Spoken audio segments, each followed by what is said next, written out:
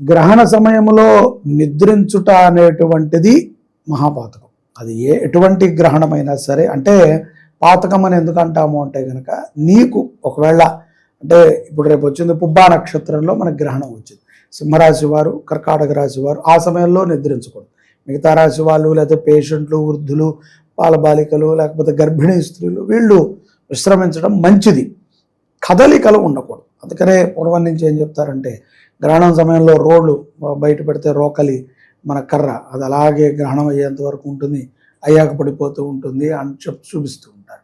ఎందుకంటే ఇక్కడ కొన్ని సెన్స్ ఏదైతే ఆకాశంలో ఉండేటువంటి కొన్ని గ్రహ సంచారాలు ఉంటాయి, ఇవి ఒక చెడు వాతావరణాన్ని ప్రలోభ పెడుతుంటాయి.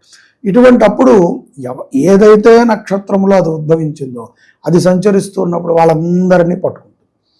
కాబట్టి ఒక దగ్గర కూర్చుని దైవారాధన చేయటము. ఎక్కువగా చాలామంది ఇంట్లోనే ఉంటారు, కదలరు. అలా అని చెప్పి కదలరు కదా, ఫోన్లో ఏవి పడితే చూసుకుందామని మనం అనుకోకుండా దైవనామస్మరణ చేయటం మంచిది.